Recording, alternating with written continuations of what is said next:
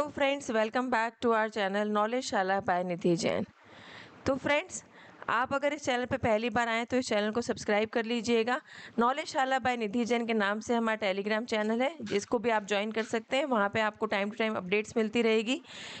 ये हमारा Telegram channel है। फ्रेंड्स, आपके एग्जामिनेशन फॉर्म आ गए हैं तो अब हमें टीचिंग स्पीड बढ़ानी पड़ेगी। फ्रेंड्स, आप भी फोकस होकर पढ़ाई पे लग जाइए। मेथड्स ऑफ टीचिंग का एक पार्ट हम ऑलरेडी कवर कर चुके हैं। आज हम दूसरा पार्ट करेंगे जिसमें हम लर्नर सेंटर टीचिंग मेथड्स को पढ़ेंगे। फ्रेंड्स, मैंने UGC net JRF in management and net in commerce 2 consecutive exams में लगातार 2 बार 2 अलग-अलग सब्जेक्ट्स में अपना एग्ज़ाम निकाला है, तो मैं आपको बहुत अच्छे से गाइड करूँगी। फ्रेंड्स, आप बस चैनल के साथ जुड़े रहिए और वीडियोस देखते रहिए। तो फ्रेंड्स, मेथड्स ऑफ टीचिंग में ये टीचर सेंटर्ड मेथड्स हम कर चुके हैं। Lecture, demonstration, biographical, historical, team teaching. अगर आपने ये वीडियो नहीं देखा है तो नॉलेज शाला बाय निधि जैन के नाम से चैनल पर जाकर पुरानी वीडियोस में आप इस वीडियो को कवर कर लीजिए। आज हम पढ़ेंगे प्यूपिल सेंटर्ड और लर्नर सेंटर्ड मेथड्स। ठीक है फ्रेंड्स, इस एग्ज़ाम में इस टॉपिक से क्वेश्चन पूछा ही जाता है फ्रेंड्स, तो आप ध्यान से इस वीडियो को सुनिएगा। अब ये देखिए फ्रेंड्स, एक ये देख लीजिए कॉन्टिन्यूम ऑफ चॉइस, जो टीचर सेंटर्ड मेथड है और यहाँ पे आते हैं आपके लर्नर सेंटर्ड मेथड। इनमें क्या डिफरेंस है? देखो, टीचर सेंटर्ड मेथड में पार्टिसिपेंट होता है आपका टीचर, जो आपको प्रोवाइड करता है मेनू ऑफ ऑप्शंस, वही आपको पढ़ाता है, चॉइस प्रोवाइड करता है और एंगेज करके रखता है टीचिंग में। को डिज़ाइनर, टीचर सेंटर मेथड में टीचर को डिज़ाइनर होता है, वही आपको इनवाइट करता है इनपुट फ्रॉम लर्नर्स। ठीक है, वो आपसे पूछता है अगर वो चाहे तो, और वो आपको gets out of the way, वो आपको ऑप्शन देता है और उससे बाहर निकलने का तरीका भी टीचर ही बताता है। टीचर का रोल एक्टिव होता है। लेकिन लर्नर सेंटर्ड मेथड में डिज़ाइनर लर्नर होता है, वो अपने टॉपिक पसंद करता है, अपने क्वेश्चंस पूछता है और आइडियाज़ डिसाइड करता है डिज़ाइन करने के लिए। ठीक है friends, advocate, learner centred method में लर्नर ही एडवोकेट होता है, जो अपने चैलेंजेस और प्रॉब्लम खुद आइडेंटिफाई करता है, स्ट्रेटजीज बनाता है और एक्शन प्लान डेवलप करता है। एंटरप्रेन्योर, लर्नर सेंटर्ड मेथड है, सेल्फ रेगुलेटेड है। ठीक है, लर्निंग बेस्ड ऑन पैशन और पर्पस, उसकी लर्निंग किस पे है? पैशन और पर्पस पे डिफाइन करती है और वो पर्पस को एक्सपेंड करता है बिजनेस को क्रिएट करके। अब हम one by one learner centred method पढ़ेंगे। फर्स्ट हमारे पास आता है लेबोरेटरी मेथड ऑफ टीचिंग।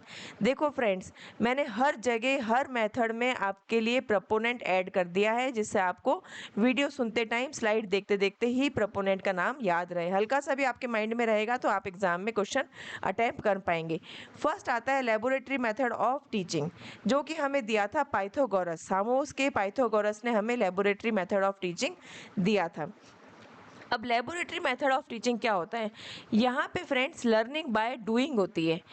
जो लर्नर होता है वो करके सीखता है। ठीक है, it deals with first hand experience, खुद करके सीखता है, regarding materials of facts obtained from investigation and experiments. अब उसने जो एक्सपेरिमेंट्स किए, इन्वेस्टिगेट किया, उससे जो फैक्ट्स उसने सीखे, उनको वो क्या करेगा? करके सीखेगा। इट यूटिलाइजेस रॉ डेटा, जो उसके पास रॉ डेटा है, जो मटेरियल है, उसको यूज़ करेगा to produce better understanding of the subject matter और लेसन।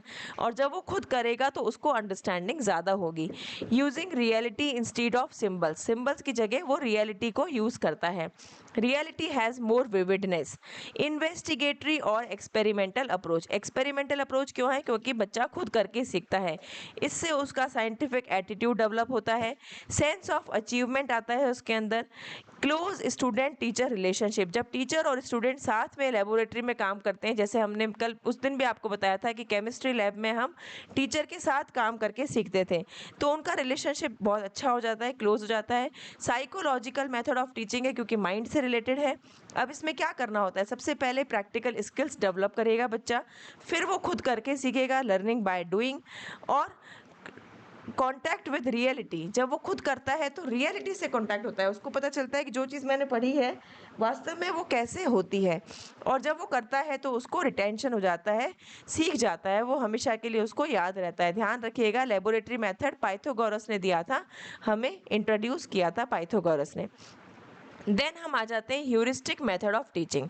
ये हमें दिया था आर्मस्ट्रॉन्ग ने, H.E. आर्मस्ट्रॉन्ग ने ह्यूरिस्टिक मेथड ऑफ टीचिंग दिया था। ह्यूरिस्टिक डिराइव हुआ है ह्यूरिस्को। ह्यूरिस्को एक ग्रीक वर्ड है जहाँ से ह्यूरिस्टिक निकल कर आया है। इसका मतलब होता है आई फाइंड और आई डिस्कवर। आप समझ ही गए होंगे, आई फाइंड और आई डिस्कवर मतलब बच्चा खुद से डिस्कवर करके चीज़ों को सीखता है। Attitude of the student shall be that of the discoveries. उसका एटीट्यूड कैसा होता है, डिस्कवरीज का, हम उसको खोज करने का, खुद कर करके सीखने का एटीट्यूड डेवलप करते हैं। Not of passive recipients of knowledge, मतलब इस बच्चे को हम सिर्फ खाली नॉलेज देते ही नहीं रहते हैं, ये सिर्फ एक रेसिपिएंट नहीं है जो नॉलेज इकट्ठी करता रहेगा, बल्कि ये खुद से ट्रायल करेगा, चीज़ों को एरर करेगा और सीखेगा। प्रिंसिपल्स हैं कुछ ह्यूरिस्टिक मेथड के। फ्रीडम होती है, बच्चा अपनी पसंद का चॉइस लेता है और करके सीखता है। एक्सपीरियंस, उसको खुद करता है काम तो उसको एक्सपीरियंस होता है। प्रिंसिपल ऑफ एक्टिविटी, वो खुद से चीज़ों को करता है, लर्निंग बाय डूइंग होती है। पर्पसफुलनेस, उसके पास एक पर्पस होता है। लॉजिकल थिंकिंग, वो लॉजिकली चीज़ों को सोचता है। प्ले वे, कर करके सीखता है, खेल खेल में सीखता है। Trial and error, trial and error, ठीक है, उसको हम कोई बर्डन नहीं करते हैं, वो मर्जी है जैसे चीज़ों को कर करके सीखता है। प्रिंसिपल ऑफ इंडिविजुअल वर्क, और जब यहाँ पे वो खुद से करता है तो इंडिविजुअल वर्क करता है, वो अपना टारगेट डिसाइड करता है और खुद से काम करके सीखता है।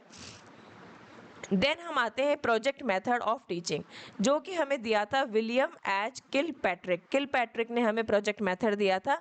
फ्रेंड्स, एक चीज़ आप ध्यान रखना कि जो भी आपके लर्नर सेंटर्ड मेथड हैं उनमें एक चीज़ कॉमन है कि लर्निंग बाय डूइंग हो रही है, ठीक है। आपने हर दोनों मेथड, अभी हमने 2 मेथड किए, दोनों में आपने देखा होगा कि लर्निंग बाय डूइंग हो रही है, क्योंकि जब मेथड लर्नर के ऊपर सेंटर्ड है, लर्नर के ऊपर फोकस कर रहा है मेथड, तो वो खुद से काम करके सीखेगा। अब इसके कुछ प्रिंसिपल्स हैं। यहाँ पे एक डेफिनेट एम होता है, उसके पास क्लियर गोल होता है कि मुझे क्या करना है। फ्रीडम, वो फ्री होता है।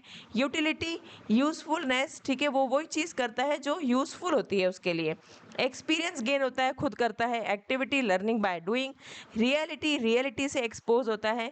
सोशल एक्सपीरियंस मिलता है उसको, जब वो प्रोजेक्ट मेथड में काम करता है तो वो लोगों से मिलता है, उनके साथ काम करता है, तो वो एक्सपीरियंस लेता है सोसाइटी का। वो कंस्ट्रक्टिविस्ट एक्टिविटीज़ करता है नेचुरल कंडीशंस में। प्रोजेक्ट मेथड सोसाइटी के साथ मिलके जब वो कोई चीज़ करता है तो नेचुरल कंडीशंस में अपना दिमाग लगाता है, अपनी चीज़ों को कंस्ट्रक्ट करता है। अब यहाँ पे टीचर का रोल क्या होता है? टीचर एक फैसिलिटेटर का काम करता है, वो बच्चों के साथ मिलके काम करता है rather than the role of an expert. वो टीचर अपने आप को एक्सपर्ट नहीं समझता है कि भाई मैं एक्सपर्ट हूँ और मैं सिर्फ इन्फॉर्मेशन बच्चों को प्रोवाइड करूँगा, वो साथ में काम करता है। बच्चों के पास डिग्री ऑफ फ्रीडम होता है, ठीक है, वो अपनी मर्जी से काम कर सकते हैं, अपनी मर्जी से अपना पसंद का टॉपिक ले सकते हैं। और एक साइकोलॉजिकल बूस्ट होता है, जब इंसान अपनी पसंद का काम करता है तो उसका माइंड भी ज़्यादा एक्टिव होता है। It encourages the spirit of research, और जब कर करके सीखता है तो उसके अंदर रिसर्च की भावना डेवलप हो जाती है, वो खुद चीज़ों को कर करके सीखने लग जाता है, तो वो रिसर्च वाले एटीट्यूड को डेवलप करता है। देन हम आते हैं असाइनमेंट मेथड ऑफ टीचिंग, जो कि हमें दिया था बेट्स ने। असाइनमेंट, अब असाइनमेंट हमने पहले भी किए फ्रेंड्स। इसमें क्या होता है, टीचर आपको कुछ मटेरियल दे देता है, स्टडी मटेरियल, ठीक है। स्टडी मटेरियल में या तो बुक्स हो सकती हैं, या वो कुछ रिसर्च पेपर्स दे सकता है, या फिर आपको कुछ नोट्स दे सकता है जिनको आपको पढ़ना होता है।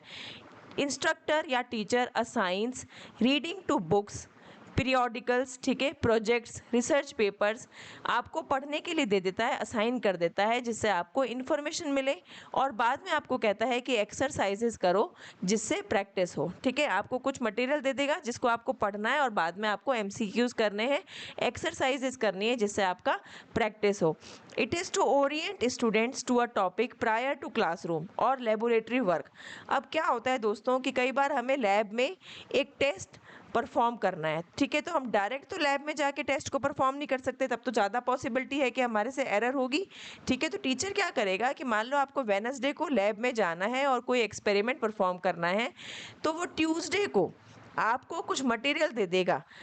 4-4 के ग्रुप में भी दे सकता है, इंडिविजुअली भी दे सकता है, कि आप इतना ये पढ़ के आना, आप वाला ग्रुप है जो ये पढ़ के आना, जिससे क्या होगा कि जब आप लैब में जाएंगे तो आपको एक बेसिक अंडरस्टैंडिंग टॉपिक की होगी, ठीक है, तो उससे आप लैब में एरर्स कम से कम करेंगे। To set the stage for a lecture, demonstration और डिस्कशन। अब मान लो कि मैं आपको बोलूँ कि कोई टॉपिक पे हमें डिस्कशन करना है। अगर वो टॉपिक मैंने आपको पहले से बता दिया तो आप अपने ज़्यादा इनपुट्स दे पाओगे, क्योंकि आपने पढ़ के आए हो, आप पढ़ के आए हो तो आपको ज़्यादा चीज़ों की नॉलेज है, तो आप अपने इनपुट ज़्यादा दे सकते हो रैदर देन कि मैं अचानक से आऊँ और मैं आपको बोलूँ कि आज तो हम टीचिंग मेथड्स डिस्कस करेंगे। तो आपके लिए नया टॉपिक होगा, आप इतने इनपुट्स नहीं दे पाओगे। तो इसलिए हम असाइनमेंट मेथड को यूज़ करते हैं, जिससे जब हमारा लेक्चर या डेमोन्स्ट्रेशन या डिस्कशन का मेथड हो, उससे पहले बच्चे के पास एक प्रायर बेसिक नॉलेज हो। ठीक है। टू प्रोवाइड फॉर और capitalise on individual differences in ability, background और एक्सपीरियंस। अब क्या होगा कि किसी बच्चे का एबिलिटी अलग तरह की है, किसी का एक्सपीरियंस अलग तरह का है, तो अगर उनको असाइनमेंट्स पहले ही मिल गए, स्टडी मटेरियल मिल गया, तो ये बच्चा भी पढ़ के आ गया और ये बच्चा भी पढ़ के आ गया, तो ज़्यादा चांसेस है कि इन दोनों में जब ये इनपुट देंगे तो दोनों में ज़्यादा डिफरेंस नहीं होगा। तो हम असाइनमेंट मेथड के थ्रू बच्चों के जो इंडिविजुअल डिफरेंसेस हैं उनको कुछ हद तक कम कर सकते हैं, क्योंकि अगर हम उनको पहले से ही मटेरियल दे देंगे पढ़ने के लिए तो वो ज़्यादा अच्छे से क्लास में परफॉर्म कर पाएंगे। टू प्रोवाइड एनरिचमेंट मटेरियल, और इस मेथड से उनके पास एक प्रॉपर नोट्स, एक प्रॉपर मटेरियल होता है जो कि उनको आगे लर्निंग में काम आता है। ठीक है फ्रेंड्स, अब आते हैं हम discussion method of teaching. Discussion method again किसने दिया था हमें? टू कंप्यूटर साइंटिस्ट थे, जिम एलिस एंड टॉम ट्रस्कॉट। इन्होंने डिस्कशन मेथड इंट्रोड्यूस किया था। अब ये देखो फ्रेंड्स, यहाँ पे ये टीचर खड़े हैं, सर खड़े हैं और बच्चे आपस में क्या बना रहे हैं? डिस्कशन ग्रुप बना रखा है और डिस्कस कर रहे हैं। तो ये या तो यू शेप हो सकता है, जैसे कि ये यू शेप है, या तो ये यू शेप हो सकता है, या फिर ये सर्कल में भी हो सकता है। ठीक है, दो तरीके से डिस्कशन होता है, यू शेप सिटिंग हो सकती है या फिर सिटिंग सर्कल में भी हो सकती है। ठीक है, डिस्कशन में क्या है टिप्स आपके पास कि जिससे डिस्कशन ज़्यादा अच्छा हो? फिजिकल स्पेस, अब आपका क्लासरूम कितना बड़ा है उसके हिसाब से आप बच्चों को इन्वॉल्व करें डिस्कशन में। ठीक है, ऐसा नहीं हो कि बच्चे एकदम चिपक चिपक के बैठ जाएं, है ना। ठीक है, यू शेप सिटिंग हो सकती है, आप बच्चों को ऐसे बिठा सकते हो, यहाँ पे टीचर खड़ा हो सकता है। सर्कल में भी हो सकता है, जैसे ये देखो यहाँ पे ये सर्कल सिटिंग है। अब यहाँ पे क्या होगा? टीचर इन्वॉल्व नहीं है, बच्चों को टॉपिक दे दिया, बच्चे खुद से डिस्कस कर रहे हैं सर्कल में बैठ के। यहाँ पे ये टीचर इन्वॉल्व है यू शेप में, टीचर यहाँ खड़ा है, प्रेजेंटर है टीचर, और इस तरीके से बच्चे यहाँ बैठे हैं और सब आपस में मिलजुल के डिस्कस कर रहे हैं। तो ये फ्रेंड्स लर्नर सेंटर्ड मेथड है, जिसमें लर्नर का एक्टिव पार्टिसिपेशन होता है। देन आते हैं वर्कशॉप मेथड ऑफ टीचिंग। अब ये देखो, ये एक मैम है, ये टॉय बनाना सिखा रही है। वर्कशॉप क्या होता है फ्रेंड्स? वर्कशॉप में आप कुछ चीज़ें करते हो, ठीक है, और आपको हैंड्स ऑन एक्सपीरियंस मिलता है। यहाँ पे आप खुद से करते हो चीज़ों को। हैंड्स ऑन एक्सपीरियंस मतलब हाथों हाथ टीचर के बाद आप खुद करके सीखते हो। ठीक है, ये देखो ये टीचर करके बता रही है, तो ये बच्चे हाथों हाथ अपना सामान लेके बैठे हैं और ये भी कर करके देख रहे हैं। इसमें कुछ स्टेप्स हैं कि आप कैसे वर्कशॉप को ऑर्गेनाइज करोगे। डायरेक्ट तो आप नहीं सिखा दोगे, आप एक फाइल ओपन करोगे। वर्कशॉप के आपके ऑब्जेक्टिव्स क्या है, क्या सिखाना है आपको? टॉय बनाना सिखाना है, आपको पेंटिंग सिखाना है, उसके एम्स ऑब्जेक्टिव्स आप लिखोगे। आप फंड का अरेंजमेंट करोगे, क्योंकि वर्कशॉप में आपको मटेरियल चाहिए होता है। जब आपको कोई चीज़ करके दिखानी है ना, तो आपके पास सामान होना चाहिए। ठीक है, तो उसके लिए एक प्रॉपर फंड अरेंज होगा। पार्टिसिपेंट्स का सिलेक्शन करोगे, ठीक है, कि कौन कौन से बच्चों को सीखना है। कुछ एक्सपर्ट्स बुलाने होंगे जो हमें बच्चों के सामने करके दिखाएंगे चीज़ों को। ठीक है, selection of experts. Date and place of workshop, जो कि प्रायर इन्फॉर्मेशन प्रायर डिसाइड होनी चाहिए, प्री डिसाइडेड होनी चाहिए। ठीक है, कमिटी बनाओगे स्पॉन्सर्स की, क्योंकि वर्कशॉप अगर ऑर्गेनाइज करनी है तो उसके लिए प्रॉपर फंड चाहिए, स्पॉन्सर चाहिए। वर्किंग लैंग्वेज, आपको देखना पड़ेगा कि आप कौन से एरिया में वर्कशॉप करा रहे हो, उसके अकॉर्डिंग आपकी लैंग्वेज होगी।